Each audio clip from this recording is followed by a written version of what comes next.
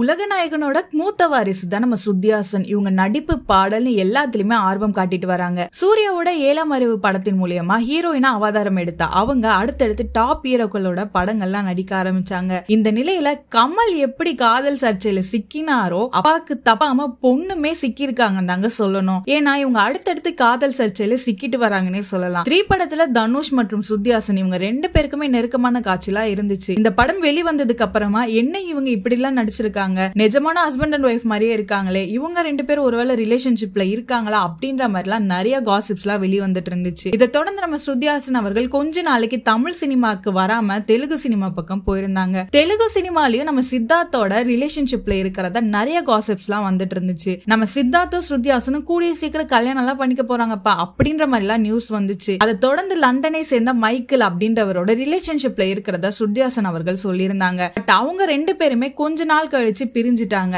இதை தொடர்ந்து நம்ம ஸ்ருதிஹாசன் அவர்கள் சாந்தனு அசாரிகாவை காதலிச்சுட்டு வந்தாங்க. இவங்க 2 பேர் கொண்டாடிய பர்த்டே பார்ட்டில பயங்கர சர்ச்சையை உண்டாக்கிச்சுன்னு கூட சொல்லலாம். இவங்க 2 பேர் எங்க போனாலும் ஒன்னாதான் வருவாங்க, ஒன்னாதான் போவாங்க அப்படின்னு கூட சொல்லலாம். ஆனா சமீபத்துல லோகேஷோட நெருக்கமா இருக்க மாதிரி இனிமேல் அப்படின்ற பாட்டு ரிலீஸ் ஆச்சு. இந்த பாட்டுல நம்ம ஸ்ருதிஹாசனும் இருந்தாங்க. இந்த பாட்டு ரிலீஸ் ஆனதுக்கு அப்புறம் ஆளாளுக்கு ஒவ்வொரு விதமா பேச ஆரம்பிச்சுட்டாங்கன்னு கூட சொல்லலாம். லோகேஷோட ஸ்ருதிஹாசன் ரிலேஷன்ஷிப்ல இருக்கவும் வாய்ப்பு இருக்கு அப்படின்லாம் பேச ஆரம்பிச்சுட்டாங்க. நம்ம ஸ்ருதிஹாசன் அவர்களுக்கு பிரேக்கப் ஆயிடுச்சு அப்படின்ற நியூஸ் நேத்துல இருந்து பயங்கர வைரலா போயிட்டு இருக்கு. இதை உறுதிப்படுத்துற வகையில ஸ்ருதிஹாசன் மற்றும் சாந்தனு அவங்க சோசியல் மீடியால இருக்கிற இவங்க 2 பேரும் சேர்ந்து எடுத்த போட்டோஸ் எல்லாத்தையுமே எடுத்துட்டாங்க. அது மட்டும் இல்லாம இவங்க 2 பேருமே அன்ஃபாலோவும் பண்ணிக்கிட்டாங்க. இதை பார்த்த நெட்டிசன்கள் எல்லாருமே இவங்க 2 பேருக்கும் கண்டிப்பா பிரேக்கப் தான் ஆயிடுச்சு, இதுக்கு ரீசன் லோகேஷ் கனகராஜ் தான் அப்படின்ற மாதிரி எல்லாம் வதந்திய பரப்ப ஆரம்பிச்சிட்டாங்கன்னு சொல்லலாம். சோ இது எந்த அளவுக்கு உண்மை அப்படின்றது தெரியல. ஏன்னா ஸ்ருதிஹாசன் சைட்ல இருந்து பிரேக்கப் ஆயிடுச்சா இல்ல ஒன்னாதான் இருக்கும் அப்படின்ற மாதிரி எந்த நியூஸுமே அவங்க வெளியிடவே இல்லை.